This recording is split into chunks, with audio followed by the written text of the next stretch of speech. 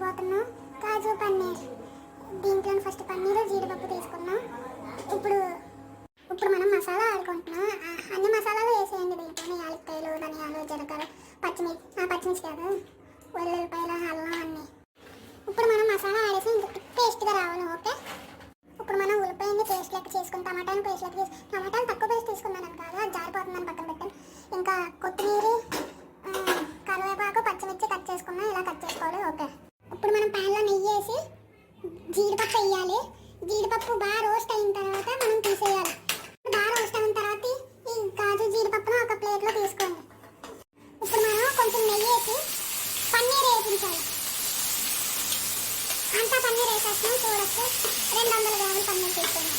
ఇప్పుడు ఈ పన్నీర్ బాగా వేగిన తర్వాత తీసుకోవాలి. ఇప్పుడు ఇలా రోస్ట్ అయినప్పుడు ఒక అదే ప్లేట్లో కాజు జీడిపప్పు వేసిన ప్లేట్లోనే తీసుకోవాలి. మనం ఇదిగోండి ఇలా తీసుకోవాలి. ఇప్పుడు మనం కొంచెం నూనె వేసి కొత్తిమీర, కరివేపాకు, పచ్చిమిర్చి వేసేద్దాం.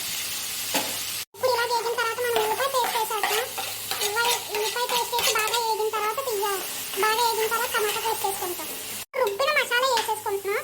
స్టార్టింగ్లో చెప్పాను కదా, రుబ్బిన మసాలా వేసేసుకుంటాం. బాగా ఉల్లిపాయలు వేయించి రుబ్బిన మసాలా వేసేసుకుంటాం. ఇలా వేగిన తర్వాత ఇప్పుడు మనం టమాటా పేస్ట్ వేసుకుంటున్నాం. అలా వేసేసి బాగా కలిపేయాలి. ఇప్పుడు అలా వేసేసాం కదా, కలిపేసిన తర్వాత కాసేపు ఆగనివ్వాలి. ఇలాగ వేగిన తర్వాత ఇప్పుడు మనం పన్నీరు, కాజు వేసేస్తాం. ఇలాగ వేసేసిన తర్వాత కొంచెం కలపాలి. ఇప్పుడు మనం కారం వేసుకుంటున్నాం. కారం వేసుకున్న తర్వాత ఉప్పు కూడా వేసుకుంటాం.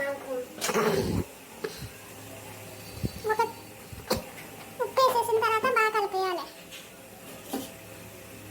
కొన్ని నీళ్ళు కూడా వేయాలి. బాగా కలిపేసిన తర్వాత కొన్ని నీళ్ళు కూడా వేయాలి. నీళ్ళు వేసేసిన తర్వాత మూత పెట్టేయాలి. మనం మూత పెట్టి ఉడకనివ్వాలి. ఇప్పుడు ఇలా అయిపోయిన తర్వాత కొత్తిమీర చల్లేసుకుని స్టవ్ ఆఫ్ చేసేసుకుని పక్కన పెట్టేసుకోవాలి. ప్లేట్లో నెట్టుకుని ఒక ముద్ద తింటే ఉంది గాయస్, సూపర్గా ఉంది. నాకు ట్రై చేయండి ఒకసారి.